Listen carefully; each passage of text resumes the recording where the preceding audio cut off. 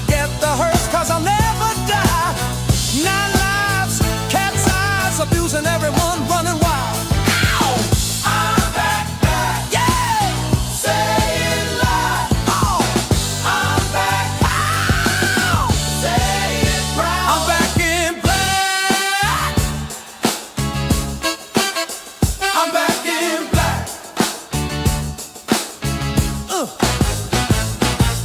Back in the back of a Cadillac. Power pack #1, no slack. Bang with the gang, catch me if you can. On the track, beating the flat. Nobody's gonna stop my play. Step aside, don't block my way. Look at me now, making my play. Get out of my way. Oh, I'm back, back. Yeah, say it loud. Oh, I'm back, back. Say it loud.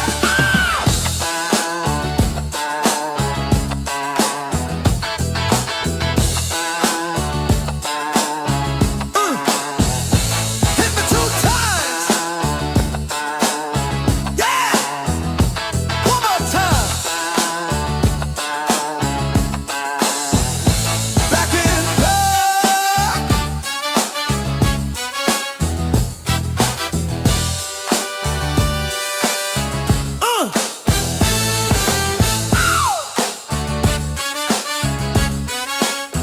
Good God.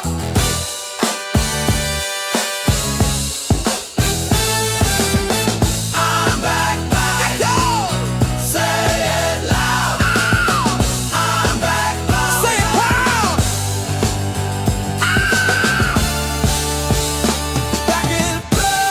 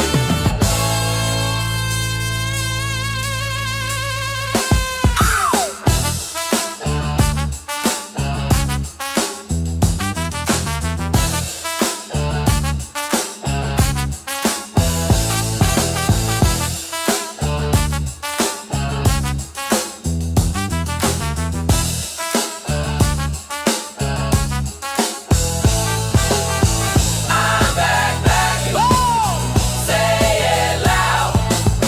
I'm back, back. Say it loud.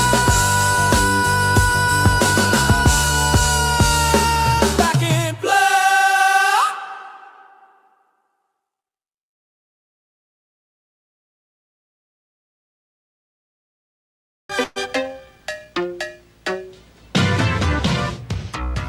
Do you want to learn how to flirt? What is flirting?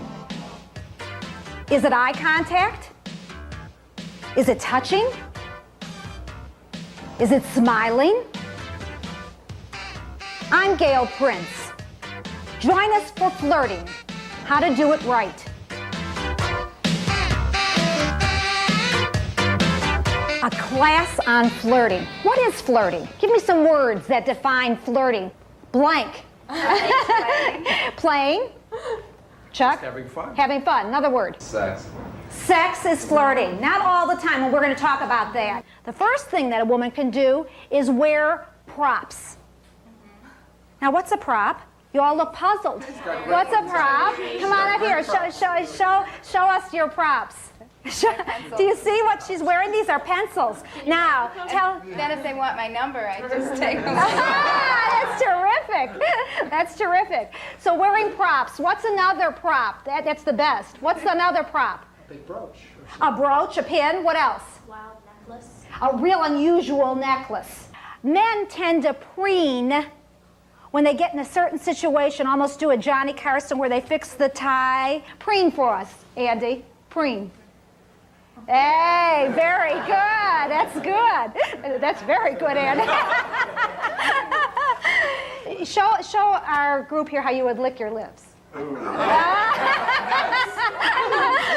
you.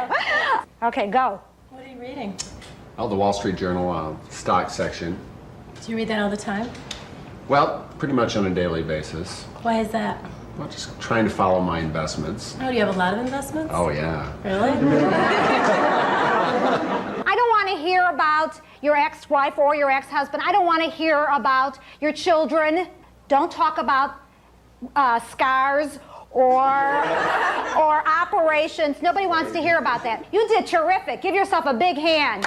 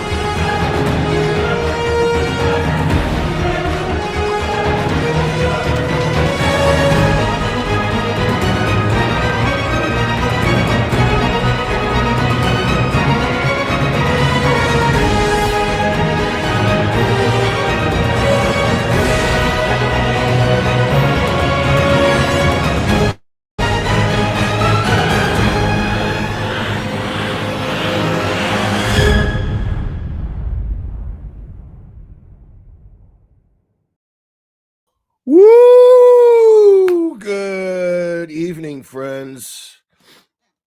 Oh my gosh. Yeah, we're sticking it out, man. Now, I don't know how much I'm going to go over of this Betero thing. It's 88 pages, I think, 88. It's a lot, man. And Aiden's already gone over it. Melanie's already gone over it. And there's other stuff I want to go over. So don't get mad at me if it's clickbait, because there's other stuff that I kind of would rather go over, which I'm going to do. But and you know, if I don't really do much of the Betero Mighty Mega Motion, if I don't do much of that, I'll change the thumbnail and the title and everything. And yeah, that's the thing. There's so much of it. There's so fucking much of it that I don't even know if I want to even bother, dude. Like I really would probably recommend everybody just fucking go over it themselves. You know what I mean? But yeah, and I was already live for 4 hours ranting about this bullshit cancel culture that I'm seeing going on Twitter right now. And other things. So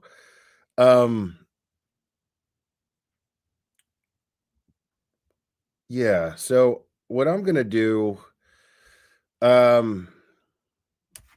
me just see real quick.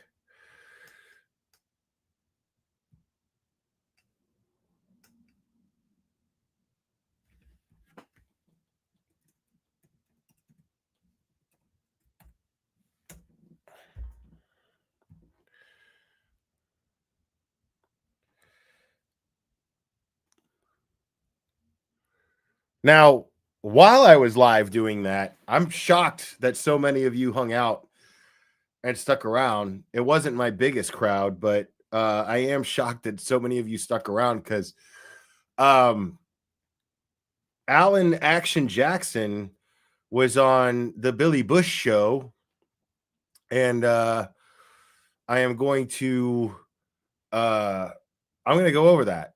But obviously when I do, it's pretty fresh And Billy Bush, you know, he's trying to build his channel. So you guys got to promise me that if you haven't liked the video yet, make sure you like it. Make sure that you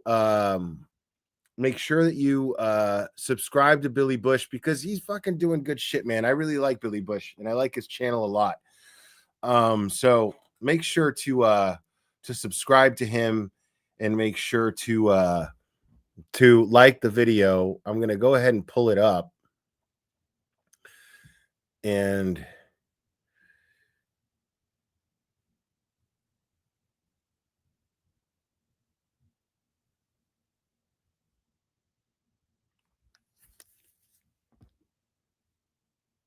why do I feel like, hold on.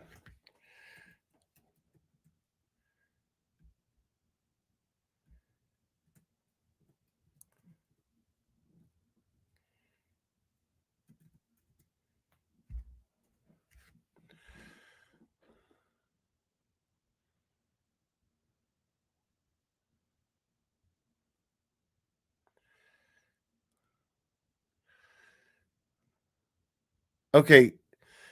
Can anyone tell me why, unless I'm fucking crazy, can anyone tell me why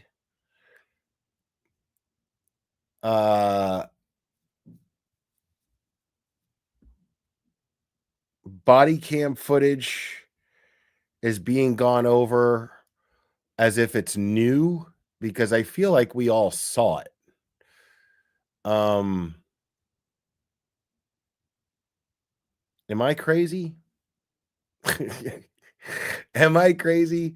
Or was that shit already out there?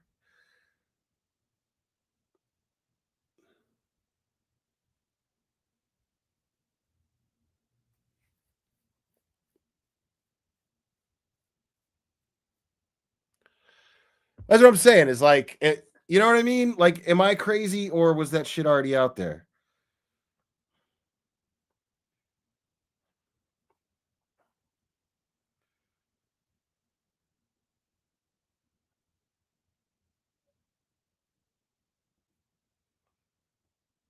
And, you know, no shade or hate, you know what I mean? Like, I'm just curious if this is like a big scoop or what.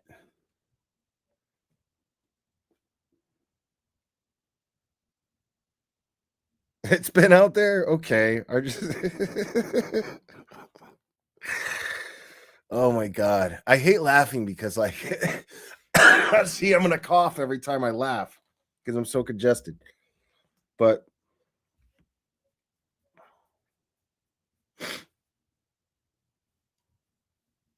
is that what that is? Is it clickbait? No. No, nobody would fucking be that fucking desperate. Get the fuck out of here. Nobody would do that. Right. Like, I feel like, okay.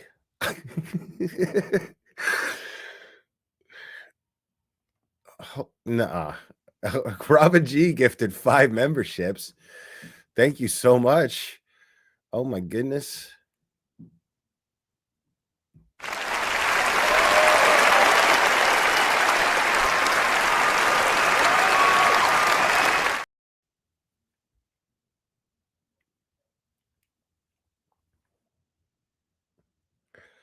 I just want to make sure I'm not tripping. So let me do something here. Let me just take care of some shit here.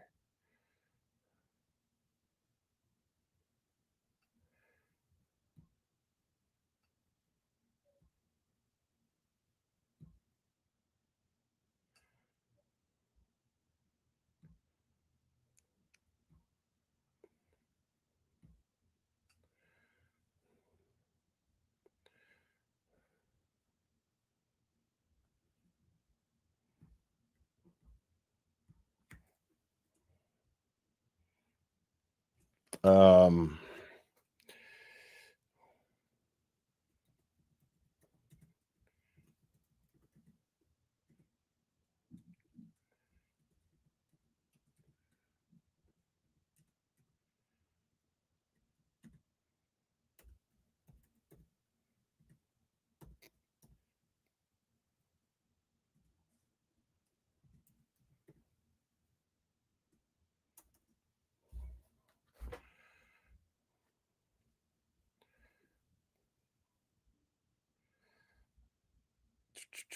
Hold on a second.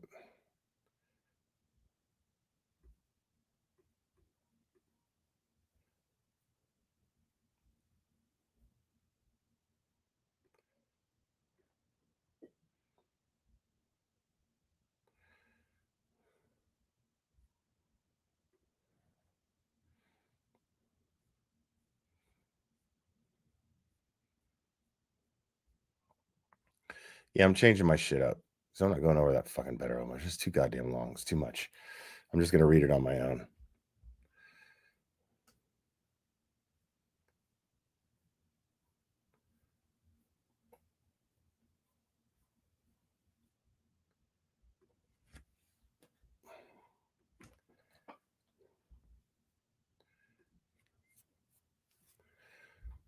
There we go.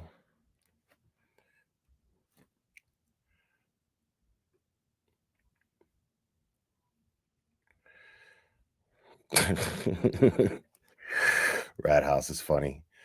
Well, thank you, MC Cossie G. I appreciate that.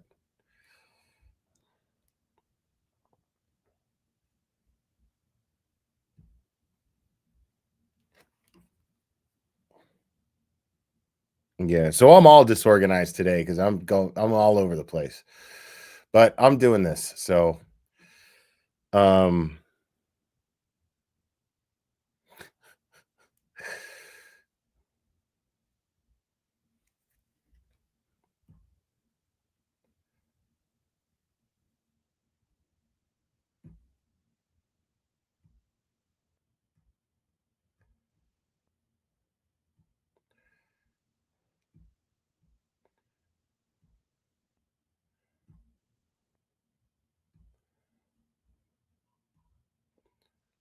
all right. So what we're gonna do right now, we're gonna go over the Alan Jackson interview with Billy Bush. And before we start, please, guys, make sure to like Billy Bush's interview, because that was a tough get, I bet. And make sure to subscribe to him. Because it's really awesome for him to do that. I'm going to keep dropping the link in the chat each time. But that's what we're going to watch. We're going to watch the Alan Jackson Billy Bush interview that just took place, actually, just not very long ago. So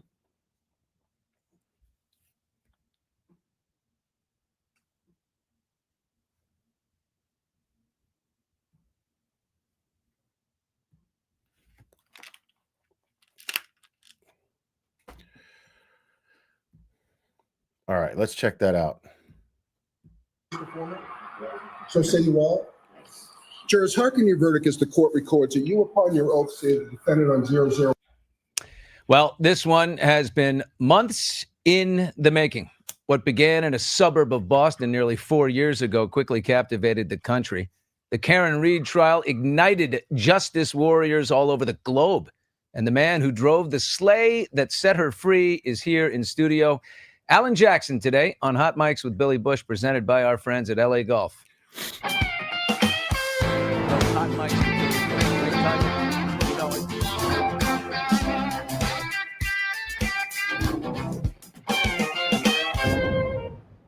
Well, we are live on TuneIn and YouTube. Wow. Karen Reed's lead defense attorney, Alan Jackson, is in studio. He's got a lot of other things going on, and there he is. Alan, how you doing, buddy? Good. You're looking good, as usual. We're starting a little Southern late. California sun works for you. You're just hammering phone calls in the parking lot. We're like, it's Alan. He's like, what? 2 more minutes. You've got so much going on right now. It doesn't stop. It doesn't stop. But this is worth it. This is a lovely reprieve. Yeah, we're going to get to everything today. It's just, it's fantastic. We had after the trial, we met for a martini up in your neck of the woods and had a great conversation. I said, look, sometime I'd love to get you in studio. You said, absolutely, you can bank on it. And here you are. And look at this situation you got going. Like, this is the real deal. Yeah, man. It's pretty good, right? Absolutely. Who needs TV? See you later, baby. This is where all the action is. See you later, baby. Before we get into all the things that are Karen Reed and, Sure. and the whole trial and everything, Have you been following at all with this Jimmy Kimmel situation? I've seen the same thing that you have. I've not been following it incredibly closely, but I know what happened. I heard the comments and I know what the aftermath was. Kimmel says we hit some new lows. He was just doing a monologue. It was Monday night. He says we hit some new lows over the weekend with the MAGA gang desperately trying to characterize this kid who murdered Charlie Kirk as anything other than one of them, and doing everything they can to score political points from it. Would you rather, if Jim, who would you rather represent if there was a trial? Would Team Kimmel or Team ABC or Nexstar?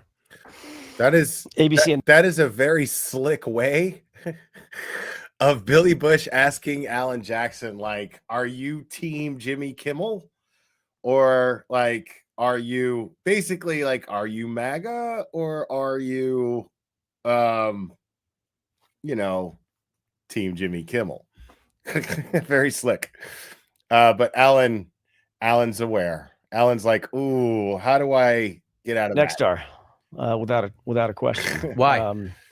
Interesting, because the people seem to be outraged by anti-free, the anti-free speech of. Well, some of the people are obviously, Yeah. but I like taking on a challenge, and I love the idea of private companies doing what private companies are allowed to do. You get to hire and fire people. That's just the bottom line. You don't think it looks a little fishy that they've got a merger going on and they've got to get FCC approval, and Trump has recently, taken money from ABC, from CBS. He's got a lawsuit against New York Times, Wall Street Journal. Are they a private company? Did they take offense to what he said? Did they think that it fit the rubric of what their platform is and what it stands for? No, they didn't. So they're allowed to fire and hire who they want to. It's still a free country. It's still a private organization. There you go. I will say this: there's only one. There's one point about Nexstar, who owns 32 ABC stations around the country, that people have left out, and that is that one of their big stations, and a very profitable one, is KTVX Channel 4 ABC in Salt Lake City, where all of this sort of went down in that market. It's very conservative. It's largely Mormon, and I think their viewership is very pro Charlie Kirk. He's anything they've been, and Trump, and so they've been listening to Kimmel's jokes for 9 years, and maybe this is where they decided it drew the line. The timing is odd, though. Billy, I don't think for an instant that it was one station that prompted this or promoted this or was the driving force. Billy Bush did not want to hear that answer. That is not the answer that Billy Bush wanted. Billy Bush is like, dude, but because Billy Bush is probably Team Jimmy, and it is what it is, But I'm with Alan Jackson on that. And again, I think that the reason why they fired him was absolute bullshit. But from a legal standpoint, and that's what he's asking Alan Jackson, and he gave him a very legal answer. Like they have the right to do that. It's a private company. They can fucking hire and fire whoever the fuck they want. Now, do I think that they just did that because of the climate? Because let's face it, they fucking fired Roseanne. They fucking fired they fucking fired Gina Carano. I mean, this is now maybe not Nexstar, but fucking Disney did. You know what I mean? So I think that there was an air of a lot of possible real bad backlash going on. And they didn't want any part of it. They were like, dude, like, now's not the time, don't do it. But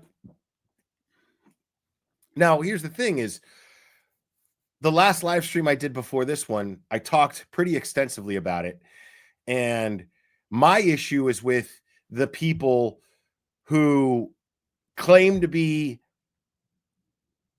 anti-cancel culture and are pushing and happy about Jimmy Kimmel getting canceled. I think that that's absolute and utter bullshit. Like, you're a fucking hypocrite if you pushed for that and you whined and bitched about Roseanne Barr getting canceled by the same fucking company. You're full of shit. I stand by that. Anybody who cheered this on and encouraged it is absolutely full of fucking shit. If they complained about it is fucking cancel culture, kiss my ass. I went over it. Go over my last live stream. I'm not going to get into it this time. Go over my last live stream where I explained it's exactly cancel culture. I don't give a fuck what you say. It's exactly cancel culture.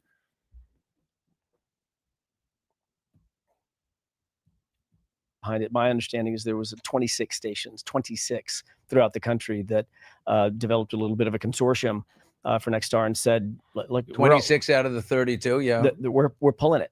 We're not going to show it. We're pulling. We're going to go to alternative programming. We're pulling it." And that's not just, that's not some MAGA crowd. That's not the administration. These are privately run stations. Right. They're privately franchised stations, and 26 of them got together and said, "That's out." That's why I say it's absolute and utter bullshit that Disney and ABC tried to say, "Oh, the FCC threatened us. The Trump administration threatened us." No, they didn't, bro. They're not going to do that. Show me something in fucking writing. Show me an email from the Donald Trump administration or the FCC that said you need to fire Jimmy Kimmel or we're going to fucking go after you. Like, that doesn't happen. Like, that is a lawsuit against the FCC. I would have challenged that. I've been like, fuck you. If I fucking ran ABC, I'd be like, fuck you, FCC. You're not going to fucking tell me what I can air and what I can't fucking air as far as that goes. You didn't do anything.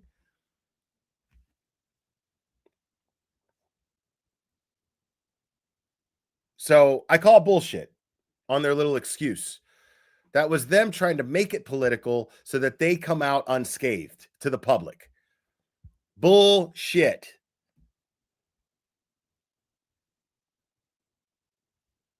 Right, exactly. Same shit. Same shit. So that's why I say bullshit. Get the fuck out of my face. They're lying. The FCC threatened us. That's not true. Get the fuck out of here. That's out of bounds. It's off limits. Kimmel has a right to stand up and say what he wants to say. People say, well, this is an attack on free speech. Nobody's putting Kimmel in jail. Right. Nobody's putting handcuffs on Kimmel for what he said. Right. This isn't some country where you can't say what you want to say. He can say what he wants to say. But you got to pay the price. Just not on our air. You got to pay the piper. He works for a private company. He gets a check. You don't think it's at all a little fishy, the timing when you got a big merger, right? I mean, listen, Kimmel has said so much worse. You already asked him that, Billy. You already asked him that, and he answered. He said no. That.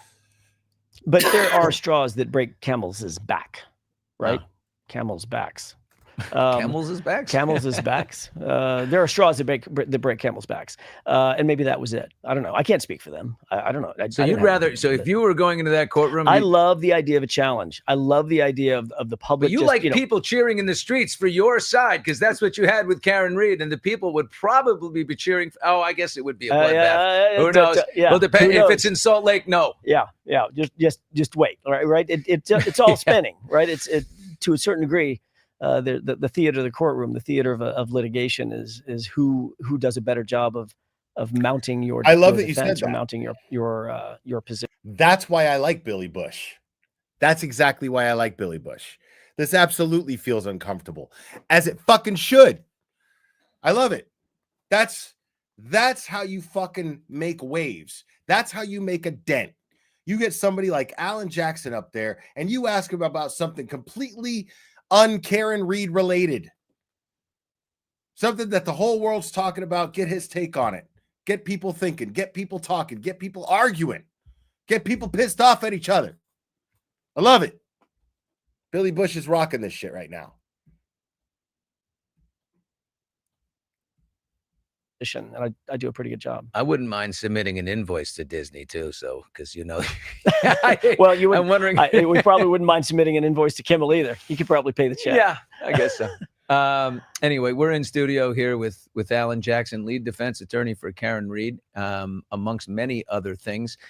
We started with the acquittal. You saw the video there. I just haven't had a chance to talk to you about that. What always strikes me is just the love, that this team you guys came together like a real family right there. I mean, everybody's got the same hand signals. We are a family still. Yeah. Yeah.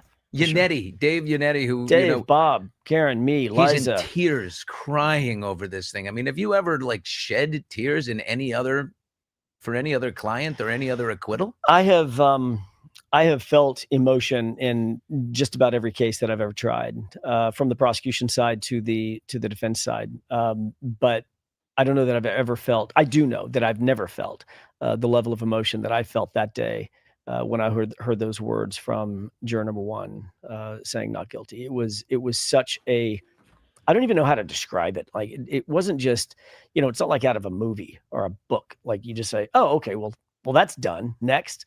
Yeah. You don't get to flip that emotional switch. It was incredibly emotional for myriad reasons, not the least of which I knew that Karen and her family were going to have an enormous hill to climb. Sausage and cigs, baby.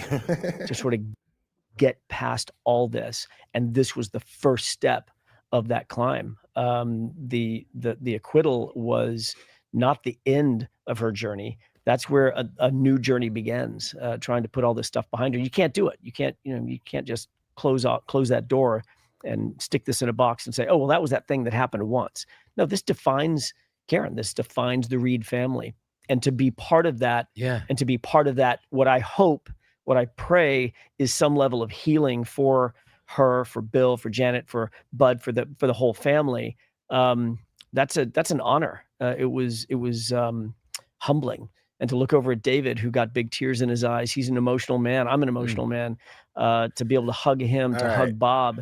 And every person on your list of people there, Debbie Davis, applies except for Jimmy Kimmel.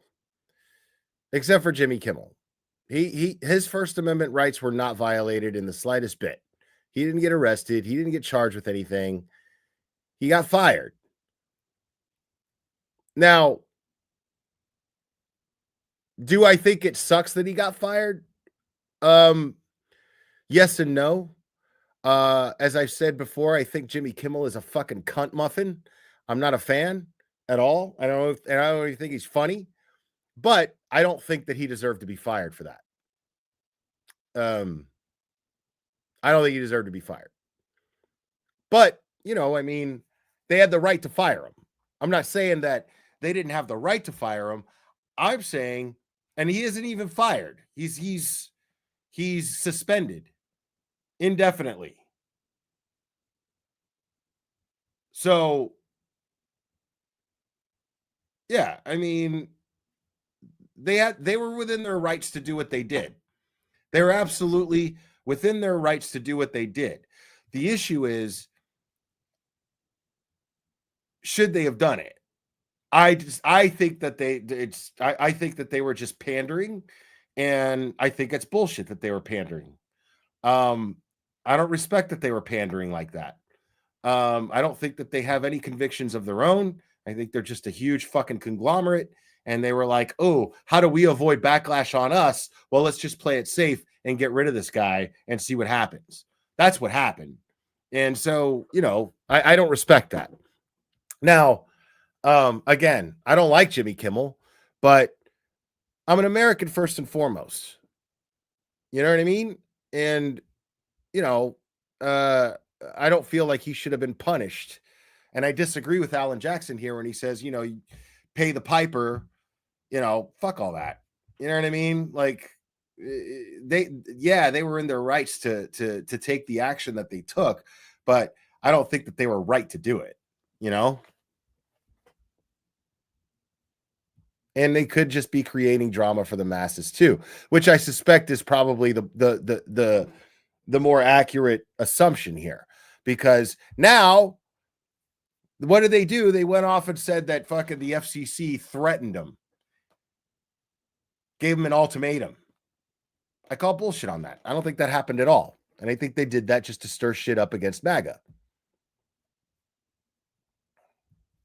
Say thank you to them and for them to say thank you to us and for all of us to sort of come together. That was a very, very special moment. A lot of people are wondering why, Karen hasn't spoken much. And you explained it to me when I was just sitting with you privately, but easy to share. Now, you just look, when you've been in that kind of fight or flight for 3.5 years, people are coming after your life and send you to jail for the rest of time. Right.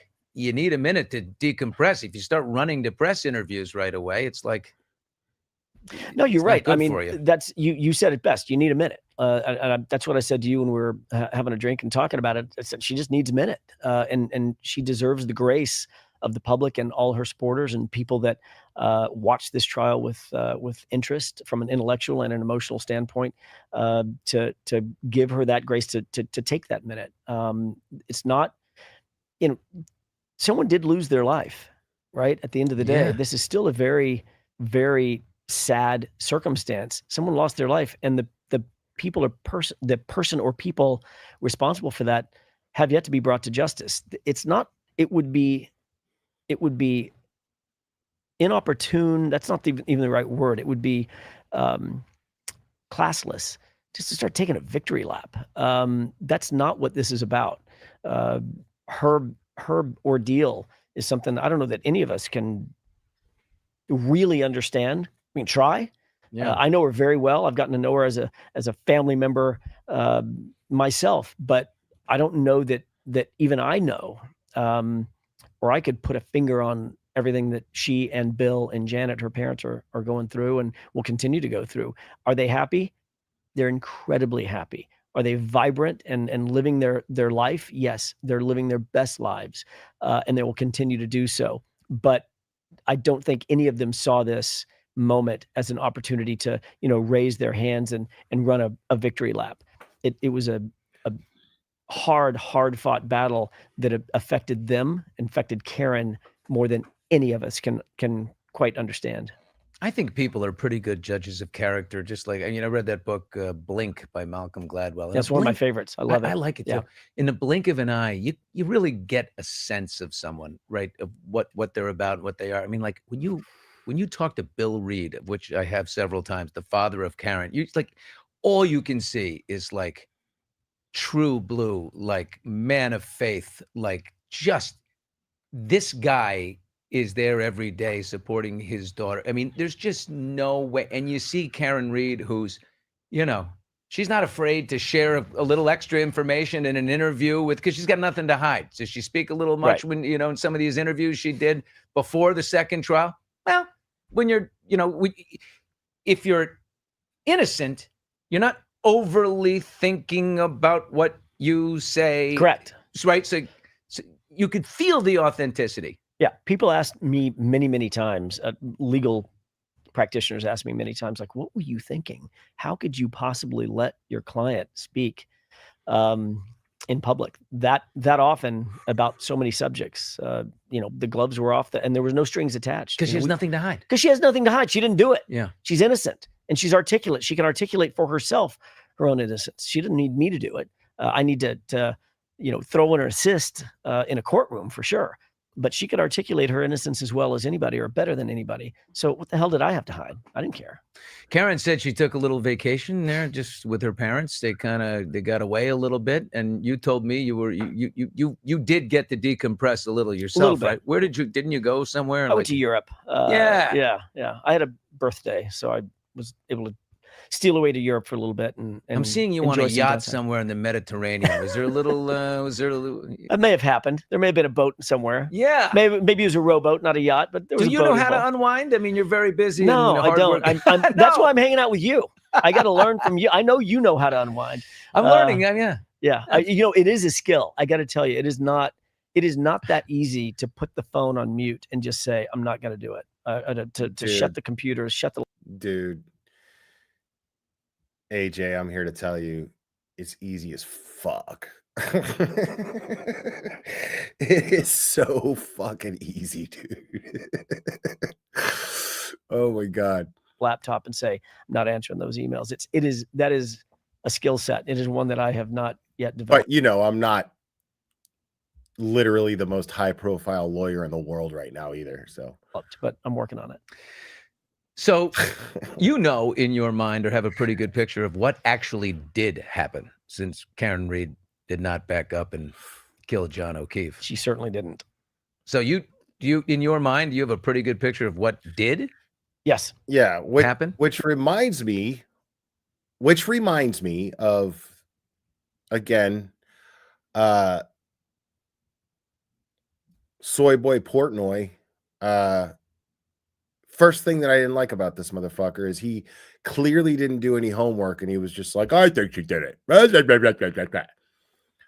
Like, she didn't fucking do it, dude.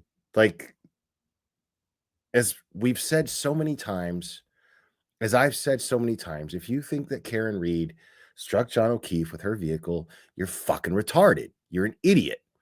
You are fucking willfully ignorant. You are just plain fucking stupid. Tara, thank you so much. I tried and asked about the shoe. No dice. Yeah. Thank you for that. I appreciate it. Guys, don't ever ask about the shoe on my behalf, because I got the most satisfying answer that I could get, and I'm not going to get a better one than that from the cerebral ninja himself, David Yannetti. Okay?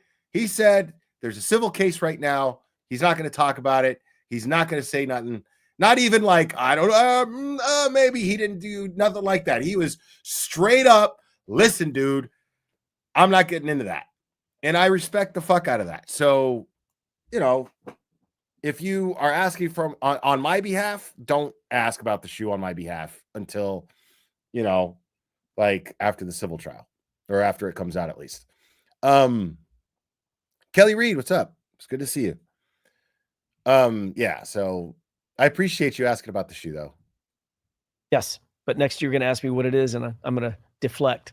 Will we have an opportunity at some point to know what that is? Because at some point, maybe you stop going on defense, right? And will you choose to go on offense, or just walk away and live life? There are several different forums that we have available to us to discuss this on the private side of things, as well as the formal side of things in courtrooms. Our courtroom sojourn, our odyssey, is not quite done yet. As a matter of fact, I'm going to be out in Boston on Monday for a court appearance. Well, you have the first hearing in the civil trial, right? Right. So what happened? Okay, so that's Monday, September 22nd. That's the 22nd. It's the first hearing on Fair the civil enough, Tara. trial, folks. Fair enough. You know, Karen Reed was acquitted on all charges against her in the retrial in the criminal case, but now we've got the civil case brought by the O'Keefe family against Karen and 2 bars in town, wrongful death, emotional distress, all these things. It looks a little different. Instead of 12, correct me if I'm wrong, 12 jurors in the criminal, this will be 6 jurors that in the civil trial? The court makes the determination, and honestly, I don't know what the court's going to decide, or what Massachusetts procedure dictates. It could be 6, it could be 9. It's not going to be 12. What happens Generally. in this hearing that comes up on Monday? It's the first big event. Yeah, it's a status hearing. It's when the court basically says, what are we doing? What are we expecting? What are both sides expecting in terms of moving forward? What's this litigation going to look like? It's basically a look-see where everybody kicks the tires to figure out kind of what's next. How big or little is the litigation going to be? How much time needs to be allotted to the discovery process, the pre-litigation? Now I'm planning, if all goes well, I'm planning on going to Dedham for Turtle Boy's hearing. I won't be attending Karen Reed's civil hearing. I don't even know if I could, if I wanted to, because that's going to be in Plymouth. It's like an hour from Dedham, and I don't know if I could swing that. And I'm going to be cutting it close when it comes to making arrangements for Aiden's hearing because of this last trip. So I've never gone to Dedham, or I've never gone to Boston 2 trips so close together before. And big grift coming up, big grift. If if you'd like to help me with that trip, right up here is the Venmo QR code that you could just scan and you can send money all you want. Grift, grift, grift, grift. Motion process, law and motion work, things of that nature. So it'll be relatively formulaic, but we, yeah, you might want to tune in. Really? Sure. Are you going to go? Are you going to take some? Are you going to be forceful? Take some shots? Anything we do on behalf of Karen is forceful. We're not going to sit back and just have the case come to us. We go out and we tend, as a team, to go out and be affirmative, be assertive with our movements. So that's our intention. We'll do that throughout the entirety of the litigation. Wow. How long do you think this thing takes?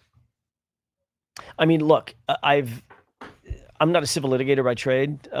These things they count them in years, not months. So it could take a minute. Okay. Well, Karen is, the latest. She's serving 1 year of probation for operating under the influence and a suspension of her driver's license for a year. Is her car any closer to being returned? The Lexus SUV that they've been hanging on to? Yeah, it's been returned. Okay. Yeah, the So car she is can't no drive longer it in the for now. Massachusetts State Police possession. It's in our possession, or Oh, hell tangential to our yeah, possession. bro. Mandatory treatment program. That was part of it, right? She has to do that. Yes, she's following all the protocols of a standard DUI in Massachusetts. Nothing special. Nothing more. Nothing less. Yeah. Other latest news: Kelly Dever. Deaver. You said Deaver, and you were right because it would be two Could I have- V's if it was Dever. Right? The difference between Eddie and Edie, right? You were right come calling on. her. Yeah. You should have said, you know what, ma'am? Deaver. Actually, no, that is not your last name. Your last name is Deaver. But anyway, Kelly Dever, who originally stated she saw Brian Higgins and Canton Police Chief Kenneth Berkowitz suspiciously surrounding Karen's Lexus SUV in the Canton Police garage called Sallyport. Then And later, again, folks, make sure to give homie a like here. Now, I really like Billy Bush's channel, man. I don't agree with a lot of the things that he says, but the thing is I respect Billy Bush because he's gone independent. Homie got canceled over some bullshit, and he's gone independent, and he's not squandering his freedom to be an independent creator. And I love that shit.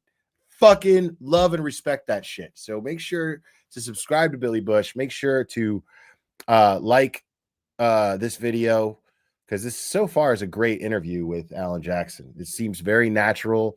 It's very cool. They seem to have a great chemistry, and this is great. I'm enjoying it. called it a false memory under your cross. She resigned from the Boston Police Department on September 1st. She was on medical leave or family leave or whatever all summer long. What about what are your feelings about her today? Do you have any sort of, I don't know, sympathy for kind of a sad Bernie, thank you so much for the Venmo. The grift is on. Yes, it is. character? Sympathy. Her whole life, she's so young and she's just got any, or is she Zero. No sympathy whatsoever. She's also a grown woman. Young, I don't care. She's grown. Certainly rude. She was old enough to carry a gun. She was old enough to carry a badge. She was old enough to take an oath, right? Yep. Yeah. Those things come with consequences, right? You've got responsibilities. And look, I take no pleasure in, I'm not going to dance on her demise, but do I have sympathy for her? No, she made her bed, as the old saying goes, and she's got a lie in it. So yeah. I think it's exactly what should have happened, did happen. She should not ever carry a gun, carry a badge, be in a position of authority, running herd over the community. It comes with consequences. Alan, we're going to go to the chat section here for a second. We're live, so people are fired up to get something in here. Marley says, are there cameras allowed in the civil trial? It's up to the judge. Normally, cameras do not go in civil cases, but look, think of Think of Johnny Depp. So cameras were allowed in that case. So we'll see. I don't know. It's up to the judge. Lizard says, what's up with the Jen McCabe texts that Turtle Boy got, but Karen Reed's defense did not get? Well, that's a whole other can of worms to have to unravel, and we're not done fighting on that battleground. That's a very good question, salient question.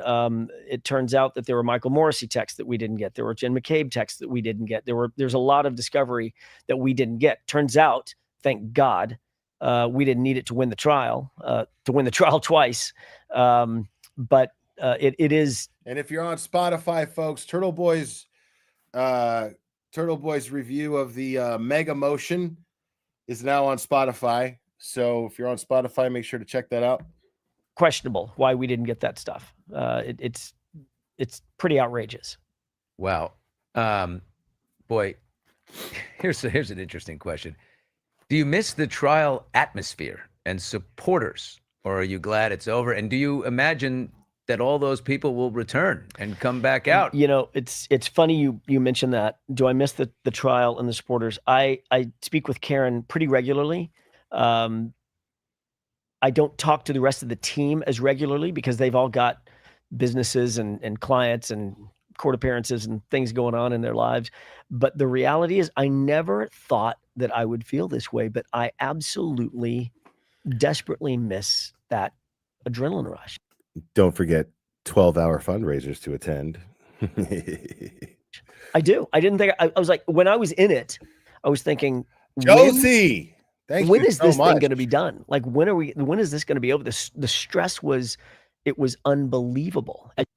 That support from the crowd must have just been like, you're going into like arena every day. It kept us buoyed. We were like gladiators. You're like LeBron, the lawyer. I mean, just going into the game. And Jackson checks back into the courthouse. Here he comes. No, it was, that's what kept us going every day, is that the adrenaline punch that we got from the supporters yelling, calls of support, for me, for Karen, for David, for Bob, for Liza, for all of us on the team and around the team, for Evan, for the other interns that were working for us. By the way, Evan, I should tell you that I poached from Karen, one of the interns that we hired, that worked with us daily during the entire trial, hired him. I love it. Evan is fucking set. That dude is so fucking nice. That dude kicked ass the entire time, dude, through both trials. This guy is fantastic, dude. And Alan gave him a permanent job. Fuck yeah. I love it. And he came out to California. He's now a member of Worksman Jackson. No way. Hell I'm yeah. super proud. A Karen Reed intern is now an apprentice. He's underneath. Correct. He starts with coffee and then he moves to laundry and Nope. then he gets he's already a paralegal. That young man is going to court. He is sharp as a tack. God, yeah. No, homie was not getting coffee. let me clear that shit up right now. Evan was not getting coffee. Evan was not getting dry cleaning. He was not doing your typical cliche intern bullshit. That dude was working. That dude was part of the team. That dude was handling all of the audio visual shit. That dude was amazing. I'm not sure if he was there for the first trial. I feel like he was, but I know he was like really instrumental in the second trial. I know that for a fact, but I can't remember whether he was there for the first trial. But dude is awesome. Dude, it was great. And he graduated, he graduated college right after the second trial finished. Or just before it did, I can't remember. And he's like, yeah, Evan is Mr. Whoa. That dude is gonna rock and roll. Like, I can't wait to see what kind of difference this guy's gonna make. I'm stoked. Good for him. Oh, it's amazing. This whole thing. So to bring it home, yeah, I miss it every day. I miss the trial atmosphere. I miss the fight. I miss the adrenaline rush. This is why I do this job. Every lawyer that wants to be a trial lawyer, I mean, this was the case to want to try. So yeah, I miss it all the time. And I miss Karen. I miss her family.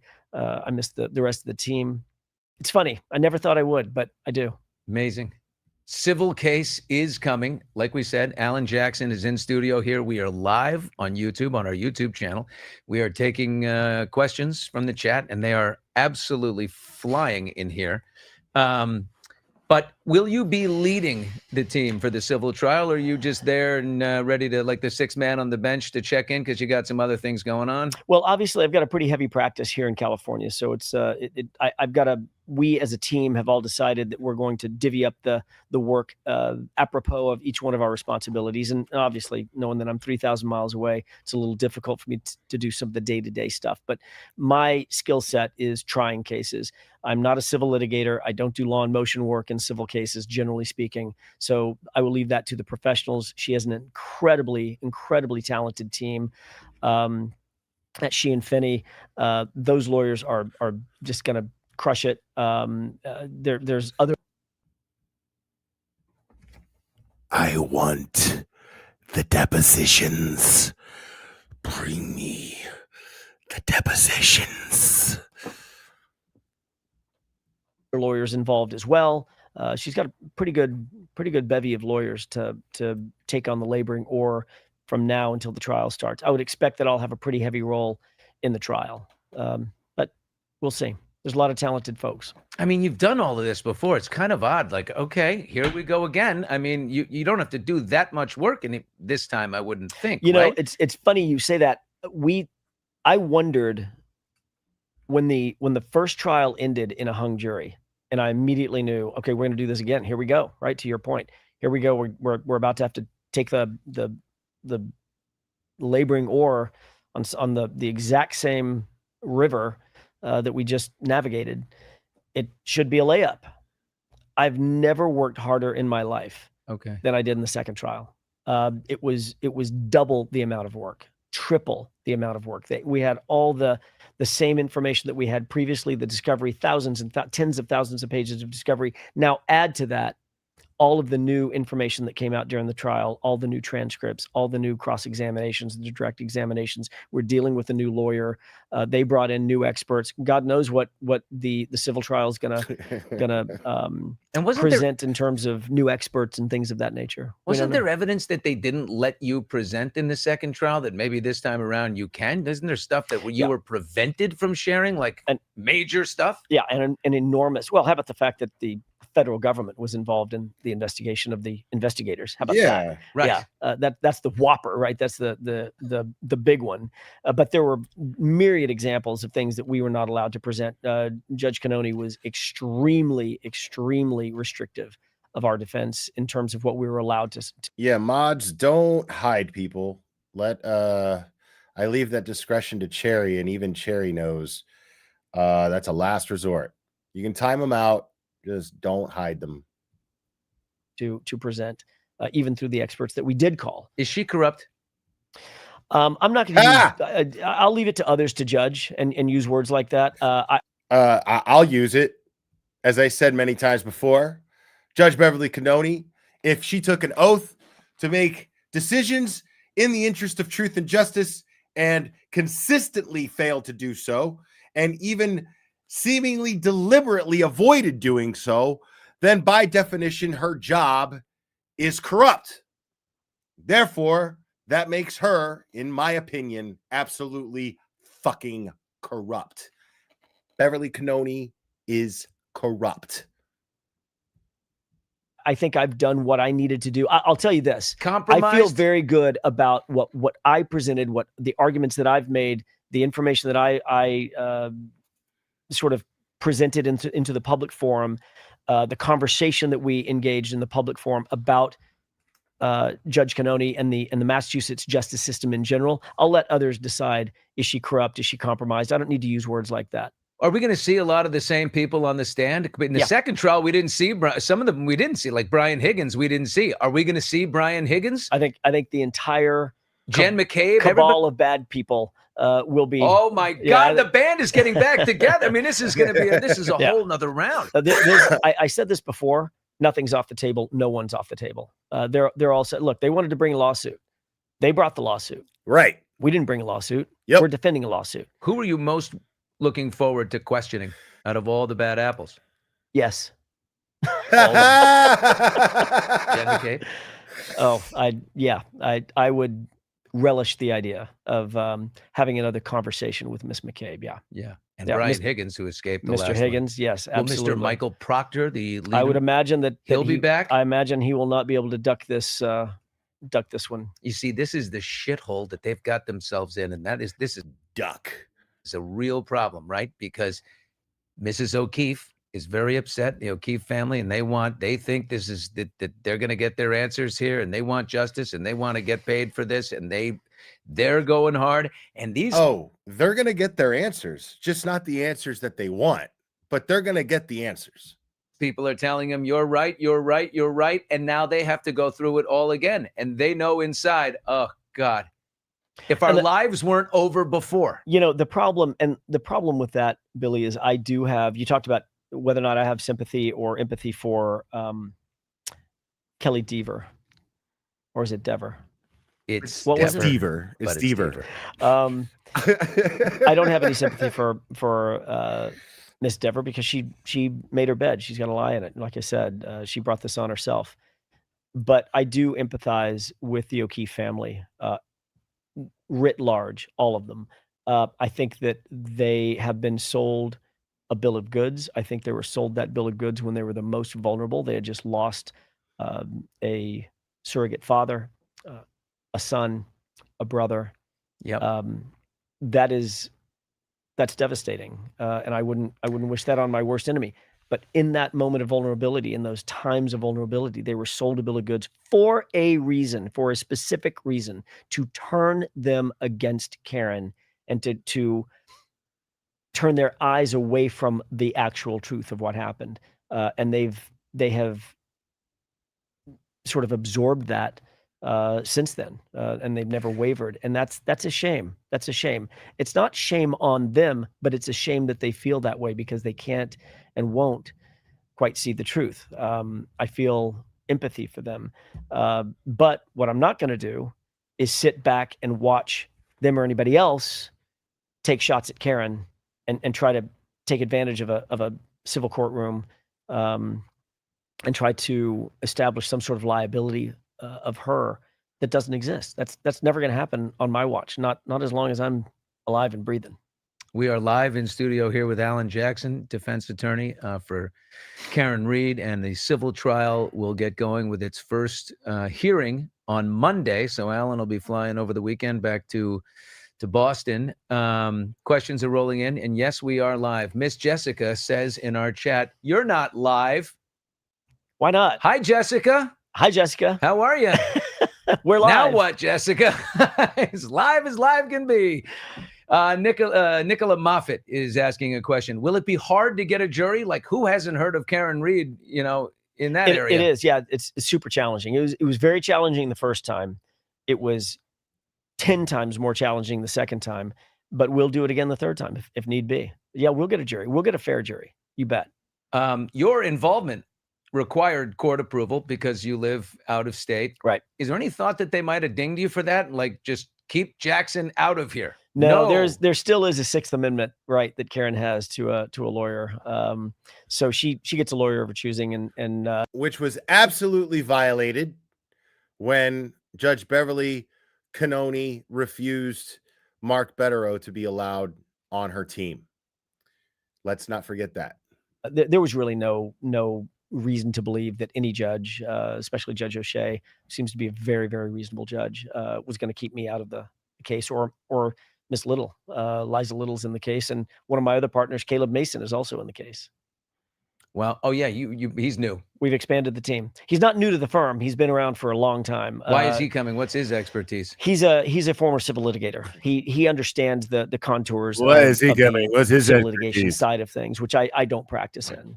So he just adds a font of knowledge that is amazing, and somebody that I can lean on and rely on back here in California. What is the thing that you do better than anyone else, or what is your greatest strength? I mean, geofencing and cell phone data, or is it the way you prepare? Like, what makes you so good? I can't say that I do anything. I appreciate the compliment. I don't know that I do anything any better than anybody else. One thing that I never get accused of is being underprepared. I do prepare like a crazy person. If there's something that I need to learn, like geofence data, which most people don't know anything about, I will learn. I could tell you why he's so good. I could tell you. I can answer that in theory. he just told you earlier on in the interview. He said that he loves this shit. He loves the fight. He loves this shit. That this is what he lives for, is being on the right side of things and kicking fucking ass. That's what he loves. Like that right there, along with him being so experienced, so knowledgeable, and just being a fucking badass litigator. I mean, that's just all of these things together make him Action Jackson. Just is what it is. It from top to bottom, left to right, before I ever walk into a courtroom. If it's EDR data, if it's trigger events, if it's text stream data, things that aren't necessarily don't roll off the tip of my tongue, I will learn as much as there is to be gleaned on that subject before I ever walk into a courtroom. The last thing I want to have happen. Look, I'm never going to know more than an expert does on any particular. If it requires an expertise, I'm never going to know more. You than Boston them. girl, But I will be. I damn well will be conversant on that subject matter, and so I just study a lot. You ever been caught on your ass in a moment where you didn't know something and you were Sure. like, and so that just said, Sure. okay, never being here again. Yeah, as a young lawyer, that didn't have to happen more than once or twice. Right. And I realized, yeah, I'm not going to be made a fool of again. Joy Schmeha, that's what she calls herself. Her name is Chrissy, but she's one of our family here. She's asking, Alan, will things that were impounded be allowed in the civil trial? Will you be? He's not snobby at all. Is he arrogant? That's arguably correct. But he's the kind of guy that owns it. He's a badass. He could back it up. Yeah, Microdots, this just happened. He's a badass. He could back it up. So yeah, he's a little arrogant, but you know, when you could back it up, it's not a character flaw. Able to call Colin Albert? That's a really good question. It's an outstanding Joy. question. Yeah, Colin Albert is a very interesting character here who was kept away from the spotlight in the second trial entirely. Right. Think about it this way. He's the son. The writer's name is who? Who is it? Joy. Her name is Chrissy, but Chrissy. Yeah. That's a very salient question. Think about it this way. All of the evidentiary rulings that Judge Canoni made, they're all out the window. We start with a clean slate. So yes, the answer is, would we be able to, do I believe we'd be able to, if we could establish the relevance and materiality of Colin Albert, which we clearly can, would he be on the docket? They're all confident. You know, everyone on the team is confident. Everyone on Turtle Boy's team is confident. But the thing is like, you know, AJ's got swag, man. He's got a certain swag. It's just that's unlike any of the others. But in all fairness, unless he's got his own kind of swag, Yanetti's got his own kind of swag. Little's got her own kind of swag. You know what I mean? Like, shit. Evan's got his own kind of swag. You know, they all got swag. Witness list to be called by either side? Yeah, he sure could. And so could Brian Albert and Nicole Albert and Julie Albert and Chris and Matt McCabe and Jen McCabe. The whole bevy of folks. There's nobody that's off limits. I'm going to ask Alan a question, but I don't want the camera on me while I'm asking. I'm a body language expert, also freelance body language expert. I want it on Alan, just Alan. You do know I have a poker face, right? While I ask the question. And this is seriously, like, when I think about what could have happened that night, I think about this kid, Colin Albert, because he's troubled, and he has gotten in a lot of big, serious trouble in that state before. And I think coming home, Billy Bush is really laying it on thick right there. Like the dramatics describing Colin Albert right now. It's just killing me. Drunk mom, dad, get their people over, whatever. Higgins is there. I think that the Higgins-Colin Albert combination is really something to look at when I think what could have happened. And that Colin Albert kid got loud. And I think Higgins, who of course had designs on Karen Reed and was texting with her a little bit. Ballsy move there, Billy. He got involved. And I think that's where the violence occurred. I do think the two characters are Higgins and Colin Albert. And mostly I would look at Colin Albert. Am I think that's totally wrong? No. I can't say that you're totally wrong. I can't say that you're totally right either. I have my own ideas about what happened. Which he's not going to tell you. But certainly try. anybody who watched the trials, anybody who watched or read the motion work that we presented, anybody would reasonably come to a conclusion damn close to what you just suggested. That is not far afield. I don't think you're unreasonable in thinking that. Will we ever know who landed the fatal blow? I have my thoughts about who that was. There was a blow that was struck on John. A brutal blow. A brutal blow. And he went back and he hit his head on a ledged surface. And ultimately probably something in the garage, probably something he fell back on. Huge gash. You saw what we tried to do in the trial in terms of the garage. And we were thwarted in large part by Judge Canoni in terms of trying to present that evidence. But there's a reason that we wanted the jurors to see inside that garage. There's a good reason for it. That wasn't just by, we weren't just doing it for shits and giggles. There was a reason. What did you see in there? There was clearly evidence of a structure that was absolutely 100% consistent, is 100% consistent. With the gash on the back of the head. With the gash on the back of his head. And the structure was? A ledge, a concrete ledge that you step down on, about a 4-inch ledge, made out of concrete with rough edges. It's funny because the coroner said, the medical examiner said, it was a.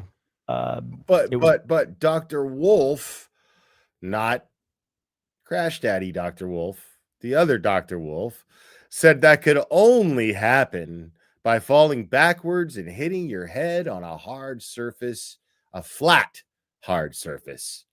Stop it. Stop it.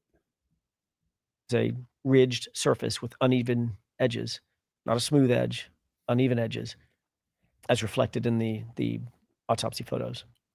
Sal in the super chat here says, looking back across the testimony and exhibits from both trials, which one piece of evidence do you consider the single most decisive in demonstrating that Karen Reed did not strike John O'Keefe with her vehicle? Great question. We all know the answer, but great question.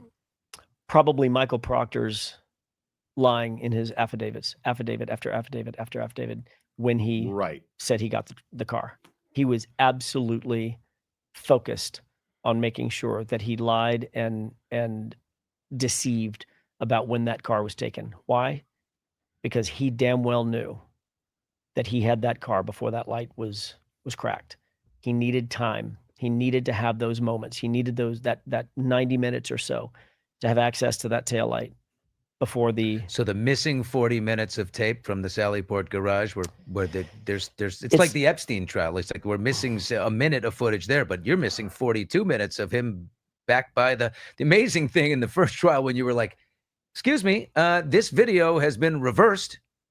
Right. They literally tampered with evidence in the worst way. Right. So they all sort of fit together. These all dovetail these pieces of evidence that you're talking about, the inverted video, the Sallyport video that's missing 42 minutes, the exact time when the SUV was pulled into the Sallyport, which would have shown exactly the condition of that taillight, all missing, all inverted, all reversed, lied about in affidavit after affidavit after affidavit. Why all of that worked together to establish that the taillight material was not at 34 Fairview until after Michael Proctor and his folks had the car in their and its taillight in their possession.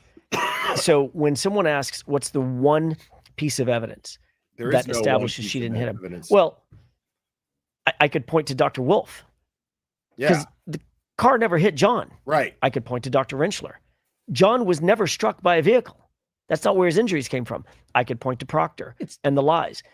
The car was in the Commonwealth's possession before a single piece of taillight was found.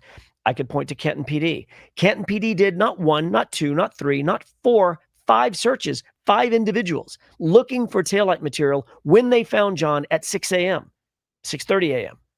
Not one single piece of taillight material found until 12 hours later. So all of these things dovetail together. It's a tapestry of evidence. It's not just one piece of evidence. But once you start looking at it, it's so obvious. Then you think to yourself, okay, well, why? Why would these folks? How could you say these folks are lying or just working together in this conspiracy? These people went to high school together. Right. Every one of these people lived it. They found an investigator, Billy. Think about this. They found an investigator that's independent. After, I hate air quotes, but I'm going to do it. I'm going to channel the president. I do them all the time.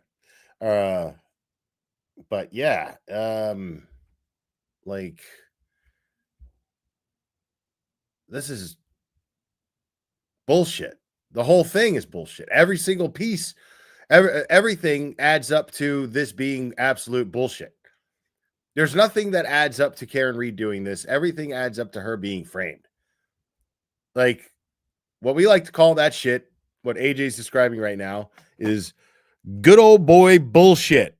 Only the Massachusetts version of it.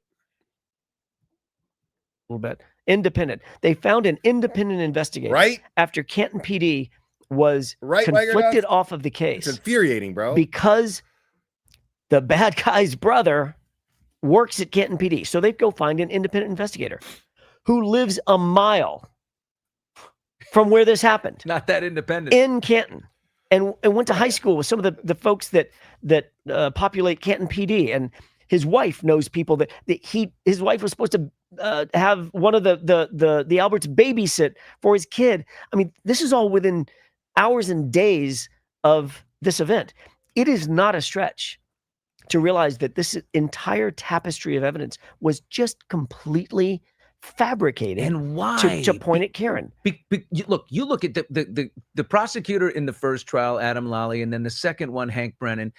I mean, you have to think these are reasonably intelligent people. So what are they? They know what they're up against. They know the cards they're holding. They're there to win.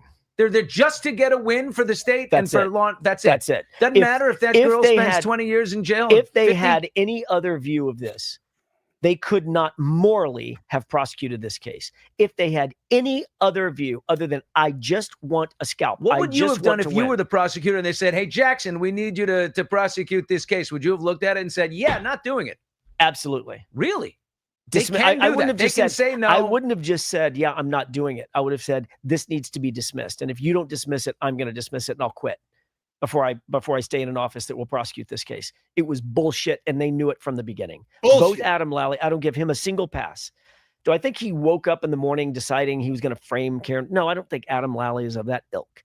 But he absolutely knew well enough to know that this was not provable beyond a reasonable doubt, beyond any and all reasonable doubt. Walk away. That is your job as a prosecutor. Damn You're right. not supposed to prosecute a case that you don't, in your heart of hearts, believe that you can prove to an independent jury of 12 folks beyond a reasonable doubt. There's no way he woke up in the morning or went to bed at night thinking that he could prove this case, nor could Brennan. These are morally compromised people. 100%. 100%. 100% morally compromised. Adam Lally knew exactly that this case was unwinnable and went after it anyway. Hank Brennan, same thing. Absolutely same thing. Spanky absolutely knew that this was an unwinnable case, and he lied and did everything that he fucking could to cut out Karen Reed's legs out from under her. He tried every way that he possibly could to deprive Karen Reed of a fair defense. 100%. You will be walking back in for the civil trial, returning to the Coliseum. I mean, literally, it was such a scene there with that crowd. Those guys are behind you, and you have a guy named Mark Diller, who is the lawyer that's in front of you. I wondered, what's his deal? He's a personal injury guy. Is he better than Jacoby and Myers? Is he a Sweet James? Is he a Larry Parker? I don't know, but I went to his website. I found his video. Let's take a look at opposing counsel and see what we think. Steve, you got him? My name is Mark Diller. I'm a plaintiff's personal injury trial lawyer. I'm exposed to hardships of my clients. And I understand their struggles, and it gives me a level of appreciation for how valuable life is. Beautiful vanity shot there. My father is a first-generation American. His parents survived the Holocaust and came here at the end of the Second World War. Okay, that's When enough they of him. came here, That's your guy, Mark Diller, right there. Do you know anything about him? Nothing. Nothing. I mean, I know that he's a PI lawyer, which means he's after money. That's it. He doesn't care about justice. He doesn't care about who's And he's right getting and wrong. paid. I mean, something. Billy Bush wasn't having that shit. He was just like, all right, that's enough of this guy. Yeah, I'm guessing. I'm guessing he's going to get paid something, or that's what his hope is. But he's not going to get paid by Karen. No, he's not. So, Dude, Billy Bush was like, let's check out this piece of shit and see what he's got to say. So, what is happening with the next steps beyond the legal? You have a state or federal case that you might bring on offense this time. Get off the heels and get and go after the people who actually did this. And then there's also, the movie. There's a book. There's these things. Has Karen started to write? How far along is the movie project that we all want to see? I'm not going to speak for her. I will tell you that there are talks underway. Certainly, we're discussing those very things pretty regularly. So I can't imagine that there's not an appetite to hear from Karen in that forum, in that particular forum, both from a book standpoint as well as potentially a film standpoint. So I wouldn't say no, that's not going to happen. As a matter of fact, I'm pretty confident it will happen. A movie or a series or either one? Folks that are smarter than me and in that industry will make that decision. But Well, they're not smarter, but I can tell you that. people that know the More the creative, industry, maybe. more creative, that know that side of the industry better than I do, they'll make that decision. But I do know that this is the top and the bottom of this discussion is really not self-aggrandizing for us, for our team, for Karen, for her parents, none of that. What we're focused on, what I think Karen is focused on, is shedding light, shining a bright light in as big a forum as we possibly can on the corruption that led us here. And not just There you go. corruption on January 29th, 2022. Corruption that is generational in scope. Corruption that is centuries old. Corruption that dates back to post-colonial Massachusetts, a one-party state where there's no checks and balances whatsoever. People get voted into office over and over and over out of something that is just beyond me. It's habit. It's just how does a Michael Morrissey get voted into office over and over? And he's completely 100% incompetent and compromised. He is compromised. The DA from Norfolk County. Yeah. Correct. He won't be. Alan Jackson's like, I'm not going to say that Beverly Cannoni is corrupt, but I'm not even going to use the word corrupt to describe Michael Morrissey, but I will say he's fucking compromised, which totally translates to fucking corrupt. Michael Morrissey is absolutely fucking corrupt. Michael Morrissey is dirty as fuck. Sausage and cigs, baby. Sausage and cigs, baby. Running again. His popularity is so low. Who knows? I mean, we say that, but Time does go on. He's got a war chest. He's been making money and saving money for decades. How's the DA backs in of- Plymouth County? This is your civil trials in Plymouth County, right? It's a different county. Yeah, but Morrissey's not involved. Has nothing to do with the DA's office. Keep in mind, that's a civil case. Oh, right. He's just okay. Right. Yeah. Can you call Morrissey? Sure. You can call him in the civil trial? Absolutely. Yeah, you can. Are you going to? Who knows? We'll see. Oh my God! I've already said, Billy. I'm going to say it again. Nobody. The crowds will is be off the wild table. for that. They want. People are not happy with that guy. Yeah. No, they're not, and they shouldn't be. They should be disgusted with that guy. Damn right. That guy he has one job to do: protect their interests, and all he does is feather his own nest. So, and that kind of crap happens over and over and over because there are no checks and balances in Massachusetts, and that's why a book needs to be written. That's why a film needs to be done, or a scripted series needs to be done to get as many eyeballs and readers to understand what really happened, what really has to happen for a community and a system at large to do what the Massachusetts justice system did to Karen Reed. It doesn't happen overnight, and it doesn't happen by happenstance. Wow. Alan Jackson is in studio with us. Alan, you can check your email for one quick second while we pay a bill here, because we're going to get into your future and what's ahead. And I got one more question about whether you want Casey Affleck or Jason Sudeikis to play you in the movie, but give me a second here.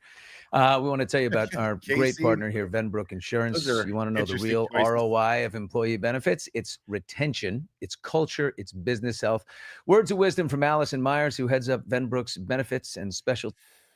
Make sure to get some Venbrook because Venbrook, we smell like sausage and cigs here, baby. And Venbrook covers it up. Get yourself some Venbrook, folks, because sausage and cigs is no way to go. We got Alan Jackson here, folks, and we are getting hot on the mics on Billy Bush. Venbrook's benefits and specialty health team today at venbrook.com/hot mics. You can tell them I sent you. Casey Affleck or Jason Sudeikis. I'm really into this Sudeikis thing. I think he would be great. It's coming off of Ted Lasso. I think it's he'd be little awesome. meatier, but you guys have the same. There's some vibe there. I have no idea. I've never met Jason. I'd like to see Jason Sudeikis do it, but I'd also like to see Matthew McConaughey. He would fucking rock. I've spoken to him on the phone once. Never met Casey. I'd be honored by anybody who wants to play the role of the person that walks in and gives an assist to Karen. So I'll let other folks make that decision. There's a project unaffiliated with Karen, with Elizabeth Banks in the starring role as Right. Karen Reed. Is she flattered, or is she like, huh? I mean, she's No, definitely think reacted to that. I think it's more the latter. Yeah. No, like, look, if you Hey, don't sell Casey Affleck short, bro. I'm trying to tell you, Casey Affleck is an incredible actor, dude. He is a fantastic actor. Like, if you guys have doubts about how good Casey Affleck's acting chops are, watch The Assassination of Jesse James by the coward Robert Ford. Long, mouthful of a title, but he's brilliant in that. All of the actors' performances in that movie are completely underrated. It's some of the best acting I've ever seen. Manchester by the Sea, don't ever mention that fucking name in my goddamn chat again, because that goddamn movie is the most depressing fucking movie I've ever seen in my life. If you are struggling with depression, or worse, suffering from depression, like, don't watch that fucking movie, dude. Like, it makes you want to eat a goddamn bullet. For fuck's sake, it is awful. Like, it is way too depressing. I'm not saying it's a bad movie, but it's so depressing that I can't call it a good movie. I just can't. God damn, that movie is so depressing. I watched that movie and I was just like, Jesus, it's like one shitty thing happening after the other. Like, people just kept dying. Like, I was like, Jesus Christ. Manchester by the Sea, Robin G. God damn, that movie is depressing as fuck. if you're going to tell the story of someone who's sitting here, she's still very much alive. She's still sitting here. Maybe you might want to make a phone call and say, hey, by the way, I want to tell your story. You want to help out, or you want to back off and let me do what I'm going to do? At least make the phone call. She never did. She and her people never did anything to reach out to Karen. I'm not hard to find. I'm easy to find. And there was no overture through me to Karen and no overture directly to Karen. So it is a little bit off-putting. Karen didn't authorize anything that's going to happen in the Banks project. And I didn't either. It's a little like seeing people as sort of objects or like a piece of meat or something like Yeah, that. I think- Because you could learn a lot by, now you kind of, Elizabeth and the team, have they lost their opportunity to really consult with you guys Yeah. and learn more? No, they've lost Not that gonna happen. opportunity. They've lost that opportunity. I don't think they're ever intended to take that opportunity. I think they're opportunists. I think you're wrong. Aiden did an interview with Alan Jackson, and it was fucking great. This is, it's not a fucking competition over who does the better interview, bro. Like, everybody has their own way of bringing shit to the table. Everybody's got their own style of conducting an interview, or sometimes they don't even conduct interviews. Sometimes it's just a cool conversation, man. And I think Billy Bush is doing a great job. I don't think it's fair to compare this with what Aiden had with Alan Jackson on his YouTube presentation. So yeah, man, cut this guy some slack. And I think that it's exactly why they decided to go down that road. They just wanted, they saw dollar signs, and Elizabeth Banks probably had a little bit of an ego moment and thought she could play Karen Reed. I'm not so sure she could. I'm not sure. I hope it's she's not a got the comedy, chops. because she's a comedian. She seems to be a comedic actress, and that would be an absolute tragedy. I think if a mistake for everyone. I get why they feel the way they feel about it, but I'm looking forward to it. I mean, I am. But here's the thing is, I am 100% team Karen Reed on the fact that they fucking just went ahead and just did this unauthorized bullshit. So again, when this thing is released, folks, on a different platform, and I'm going to fucking plug the fuck out of it. I'm going to shill the fuck out of this thing. And I'm going to encourage everyone to not watch this shit on Prime, to boycott this Karen Reed thing that Elizabeth Banks is acting in and producing. Boycott that shit on Prime. I'm going to stream it, and I am going to put it behind a paywall, but all the money is going to get donated to Karen Reed. All of it. All of it. Every cent. But Yeah. I don't think she'd do that. I think she's looking for a dramatic role here. Yeah, and I don't know that she can pull it off. We'll see. Since we are live on YouTube right now on our channel, we want to give a shout out to Bill Reed and Janet. They are watching. Shout out. And hi, Bill. How are you? Karen's Bless father. their hearts. Karen could be right there too. We don't know. She tends to pop in sometimes. And a shout out to Janet Reed. Hi, Mama. I'm such a dick. Last time we were talking to Bill, whoop, There you there go. she was. But if you're there, hey guys, Nice to see you, Bill. Nice to see you, Janet. there they are. So Peter Murphy, who 30-year sergeant in the Canton police force, a wonderful guy who was with us the whole way throughout the trial. He said nobody hates a bad cop more than a good cop, and he said, "Is the RICO Act needed here?" So it's a good question, right, Peter? We'll see. Like I said, I'm going to keep repeating nothing's off the table. I'm not going to give away the farm. But yeah, there's obviously we've looked into that significantly. Okay, he's keeping some cards. The cards, Peter. There you go. But do you want that from him? So I think unless we've missed anything, I did want to ask you a couple of questions. You will be going in and out of Boston, but you have a case that's going on here. I do. Is there anything you can say? This is a case of a young guy. He's 23 years old. His name is Frasier Bomb. Right. And he was driving on October 17th, 2023, driving on the PCH in Malibu.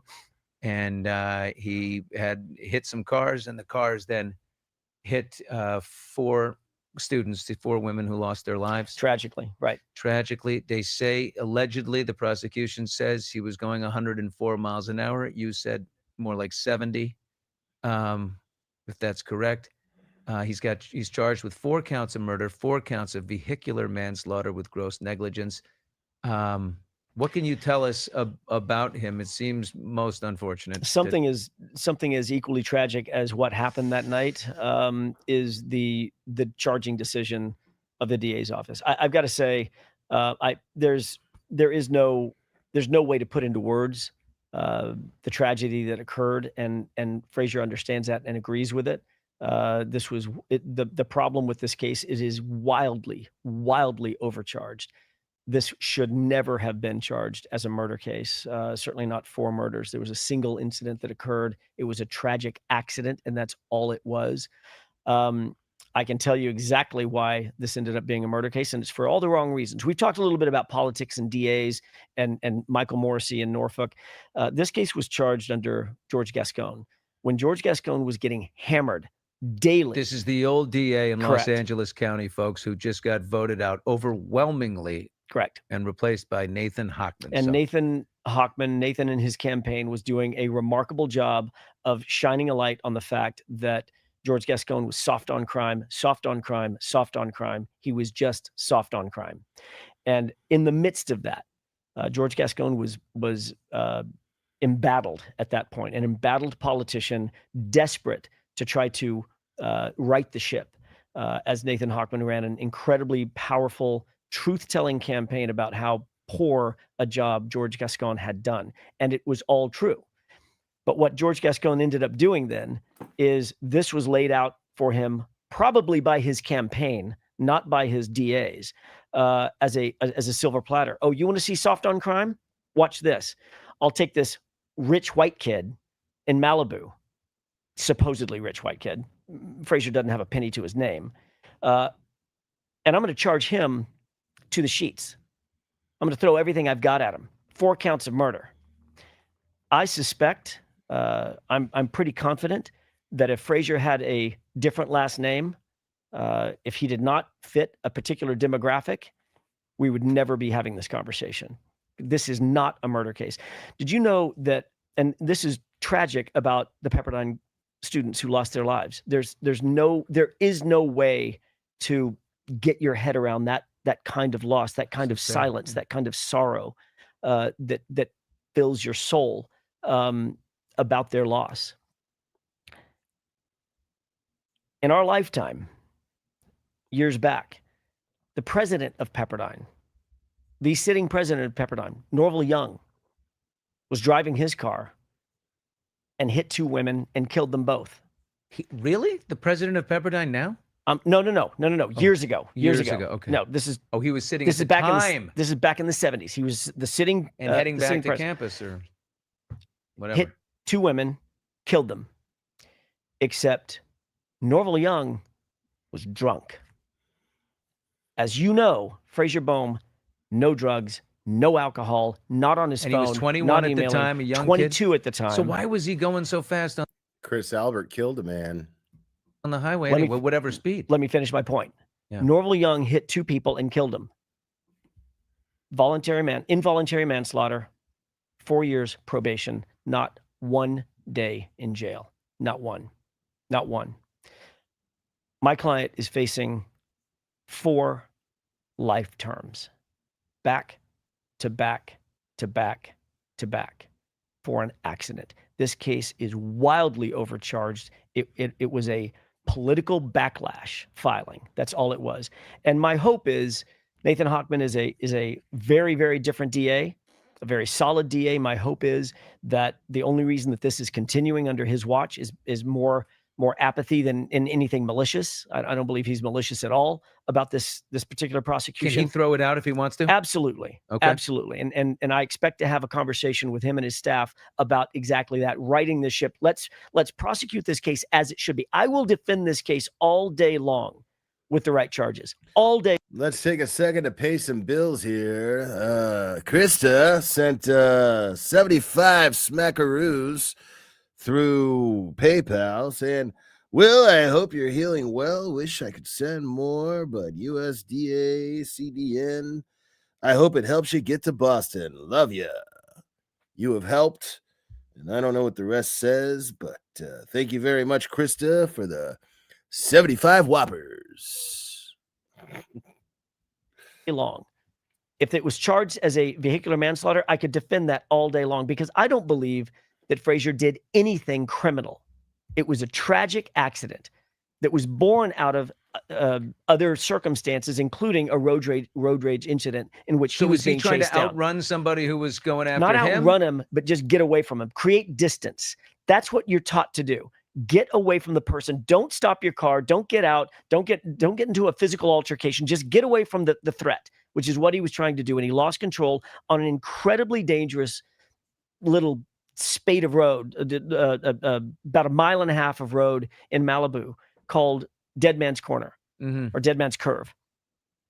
And it was at that point that he lost control of his car and this accident occurred. It was just a confluence of tragic events. And he didn't mean any harm to any person. Sliding doors. Exactly like sliding doors. Change the circumstances 3 seconds, 5 seconds, one way or the other on either side of the incident. and this tragedy does not occur. The families of these 4 women are grieving, and they're probably, their grief has had enough time to turn to anger. I mean, how do you get to them? Because, you know, do they understand it, or are they just like, don't pay Billy, for this, the you last thing, rich kid? Yep, the last thing I would do is try to change their minds. They're going through a grieving process that I Yes, can they only are. imagine. I can't even imagine. So I would never try to change their minds. No. But that's why we don't have private prosecutions in this country. That's exactly why we don't allow the victim's family to prosecute, because they do see red. They do hurt in a way that we can't imagine, and they do want some kind of retribution. I get that. I understand it.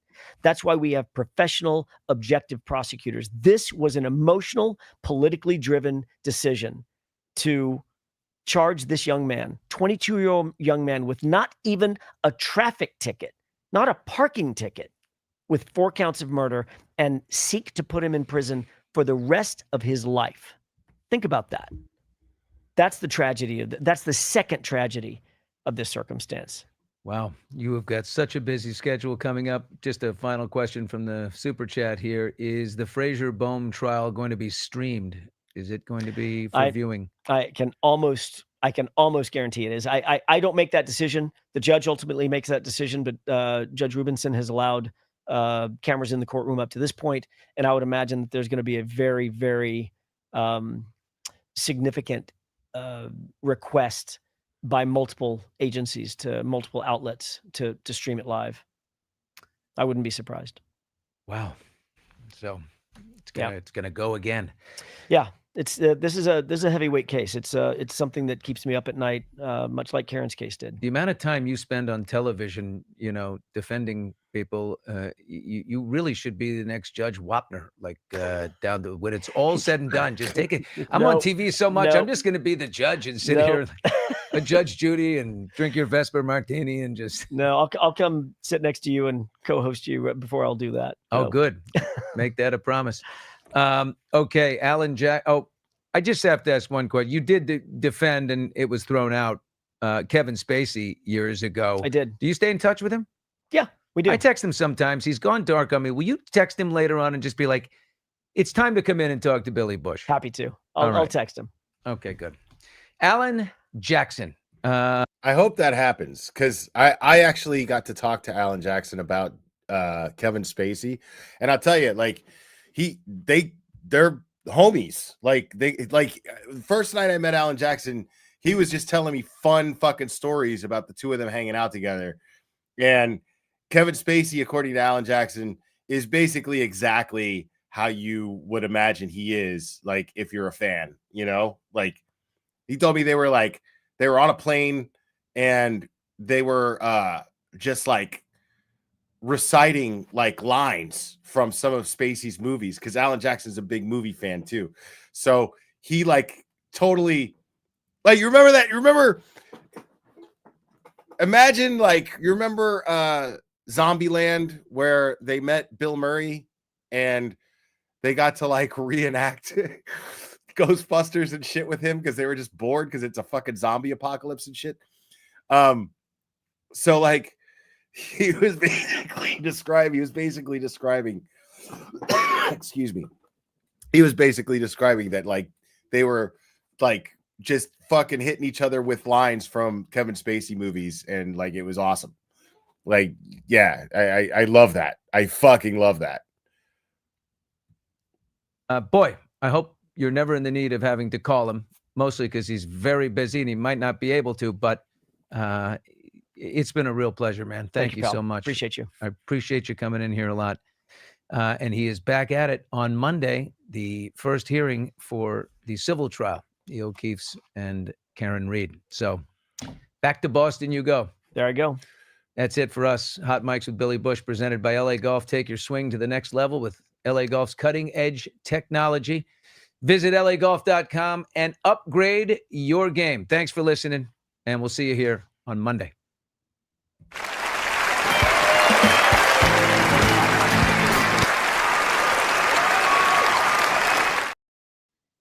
That was awesome.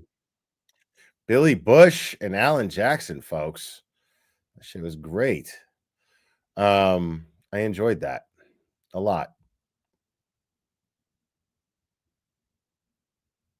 Now,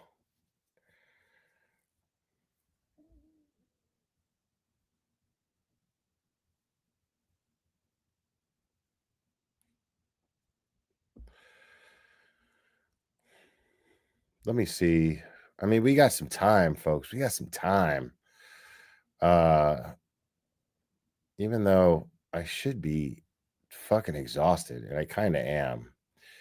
But let me just take a look here.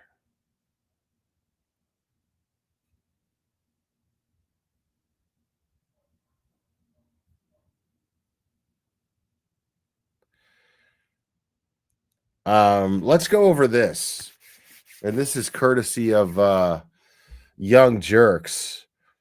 I want to see this Chris Albert reaction. And make sure to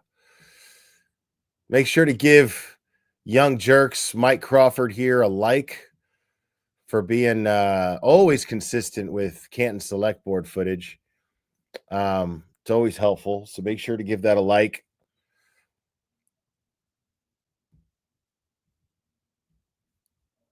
And let's see what this is all about, folks.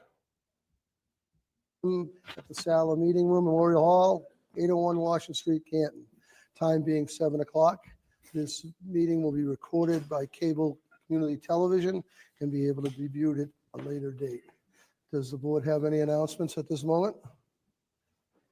Nope, seeing none, I will read the. Yeah, I haven't statement watched this before yet. Public comment. Public comment of the meeting is an opportunity to listen to residents' feedback and concerns. However, it is not meant to be a question and answer format. There'll be no response to any public comment when presented. The public comment portion of the meeting is limited to 15 minutes total and up to 3 minutes per speaker. Those that wish to speak should stand at the It's just microphone. amazing that this asshole right here has the fucking audacity, the balls, bro, to sit there and fucking act like he's somebody when he's the biggest fucking pussy I've ever seen in my entire life. This guy is the worst. Whining and bitching. I feel afraid and I feel afraid and I feel intimidated that there's protesters outside of my business. Blah, blah, blah, blah, blah, blah, blah. And wait to be recognized by the chair. Please state your name and town you live in. Your address is not required. I would ask all members of the audience be respectful of each speaker as well as each other. Anyone that does not wish to speak or is unable to do so due to time limit may submit their concerns in writing for the board's review and consideration. That being said, we will start public comment. Is that on? Yep. Okay. Brenda Sweeney, Canton, my opinion. They're inches away from my door. I really need your help as a citizen of Canton. His desperate cry for help, and yet the body camera footage of that event paints the true picture. Eric and Richie leisurely talking to each other in front of C.F. McCarthy's, several yards up the street, standing peacefully holding signs that said, "I love Canton" and "Chris Albert resign." That was hardly the scenario you were trying to convey with your desperate cry for help as a citizen of Canton, wasn't it, Mr. Albert? In Aesop's fables, the boy who cried wolf didn't have a name. We know our town crier's name, and he sits right up there on that board. Witnesses swear to tell the truth. The goal of witness intimidation is to force someone to lie about something they're testifying to. It protects the criminal. It's a blatant attempt to obstruct justice. In repeated calls to the police for help claiming witness intimidation, Mr. Albert maintains he's scared for his safety because of the protesters in Canton. God damn, yo. She is lighting his ass up, dude. Yet in reality, it's the protesters who've been on the receiving end of hostile aggression in this town. We use our signs, our voice, and our vote to make our point. I assure you, Mr. Albert, the protesters want every witness to tell the truth, the whole truth, and nothing but the truth, including you. The truth, plain and simple, and the justice that follows. If you're calling the police to save you from witness intimidation, you couldn't be more wrong. Or maybe it's something else. Maybe you're scared of the truth. If that's the case, the FBI's your problem, not us, and you should start looking for a country with no extradition policy instead of the Canton police to save your tush. We know you and your cronies want us to shut up and go home. The latest attempt to blatantly weaponize the police is a Rafferty era tactic. Thankfully, Chief Perkins is here to truly be the chief of police. Oh, shit. We also want Mr. Albert to resign from this board. Just listening to that police call in conjunction with the body camera footage proves what a farce that call was. Everyone sees right It proves what of a judge he is. through the illusion you're trying to perpetrate as the scared victim. That genie's not going back in the bottle either. Stop crying wolf. God forbid a real emergency response gets delayed because they're busy responding to nonsense. Great point. Man, she is lighting his ass up, dude. I love that shit. Chris Albert, you're a labia. You're not even a whole pussy. You're the softest part of a pussy. Karen Reed didn't kill Get a Officer tampon, John O'Keefe, baby. So who did, my friends? Who really did? That's why we're protesting. And just like Helena, you can't have your cake and eat it too, Mr. Albert. So I ask you, what are you really scared of? Is it the truth you're actually scared of? Because that's all we want is the truth. Yet asking for it seems to send you into a tizzy. I wonder why that is. We'll be back looking for the truth once again. Thank you. Boom. Shit was like a professional hit, Public bro. comments? No, just a quick response to that. Just once again, disinformation through you, Mr. Chair. Those gentlemen were directly in front of my store. No, they weren't, bro. No, they weren't. They were in front of CF McCarthy's. The body cam footage shows it, you dumb shit. Me, I have it on videotape. They walked away when the policeman. I'm not going to sit here and listen to slanders and lies. We all saw much the longer. videotape. You'll see the truth. Don't worry. Okay. I'm not worried. No more public comments? Okay, let's go back. You're a to order. labia, baby. All right. First up for tonight on our agenda, Parks and Recreation, the real business of the town of Canton, Parks and Recreation Department update. Tyler. You're a labia, baby.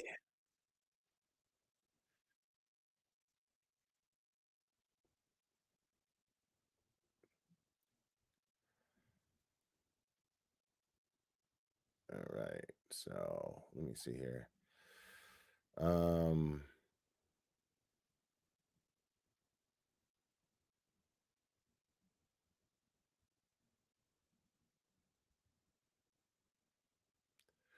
Oh, there's the actual Canton Chronicle clip right there. Canton Chronicle was like, we're going to put that shit on there. Wow, there's all kinds of weird shit that's popping up here.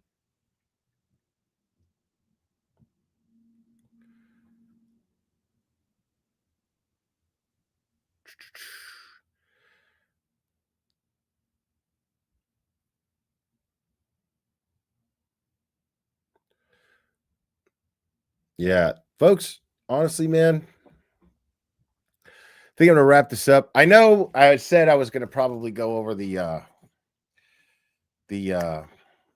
motion. I may eventually get around to that.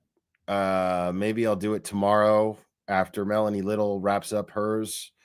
But it's like, I mean, you know what I mean? Like, it's so long and it's already being gone over. And so, you know, what I'm going to do, like I said, I'm going to finish reading it on my own. And if I feel it's pressing enough to add my own 2 cents to it, I will. But I'm about 95% sure that I will be in Dedham for the hearing. So I am looking forward to that. And I'm looking forward to seeing you guys there because, folks, let's just be honest.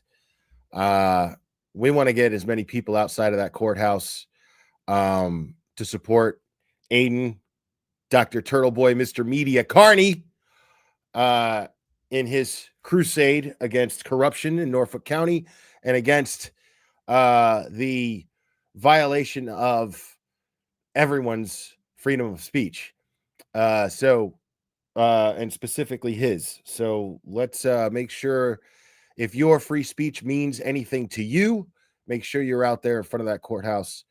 If you're local, and support Aiden, Turtle Boy Carney as much as you can.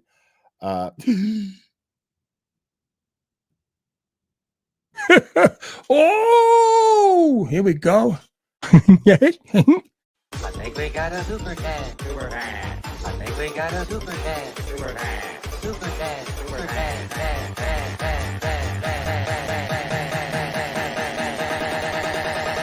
I think we got a super cat. How dare you?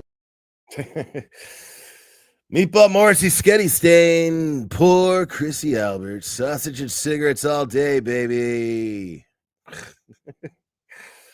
Wow.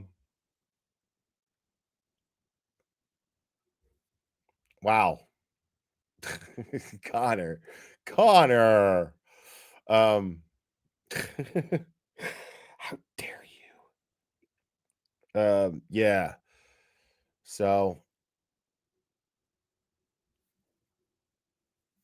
yeah, no, I'm gonna try, I'm gonna explore this other means of a grift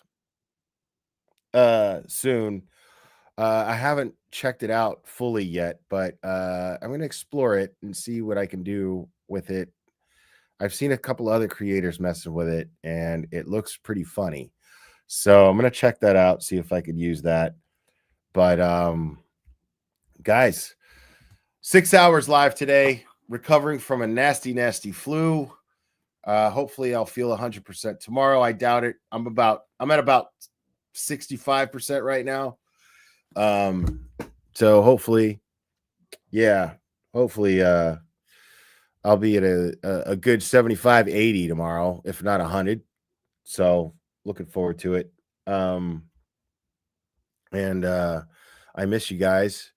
And I am sick and fucking tired of laying in my bed trying to recover from this shit. I mean, I love Clubber, has been amazing, so supportive, laying next to me, cuddling, making me feel better. He's just the best dog ever in the world. So he's made things a lot easier. And I'm really fucking sick and tired of Twitter right now. So I'm going to try to spend as little time on there as possible. And thank you guys who have stuck around. I realized that my last live stream cost me a lot of subscribers, and this is not for the faint-hearted. This channel is not for those who can't handle different opinions. And this channel is not for those who can't handle being fucking called out for their bullshit hypocrisy that I was seeing so overwhelmingly an amount of, and and then I called it out. So that is what I do here. That is what I've always done. That is what I will always do. And kiss my Dominican dick if you don't like it.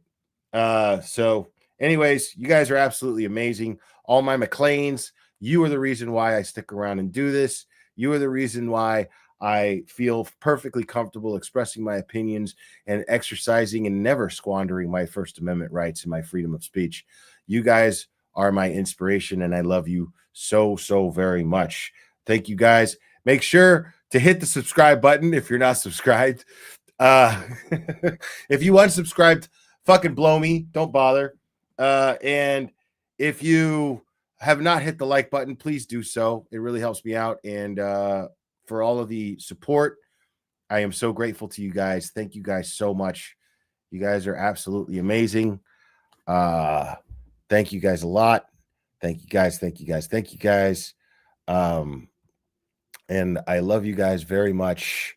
And we will do this again very soon, my friends.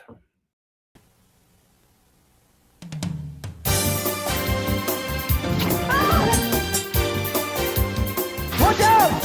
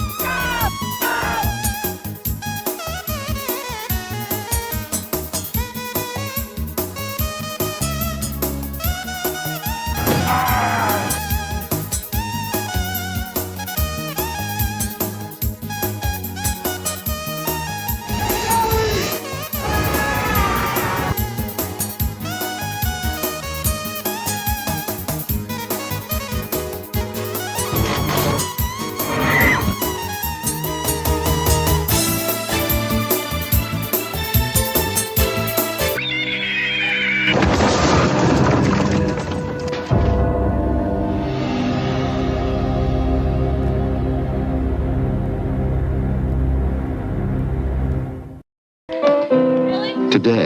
being retarded means leading a full life.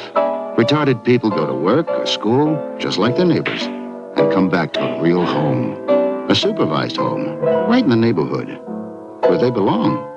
Being retarded never stopped anyone from being a good neighbor.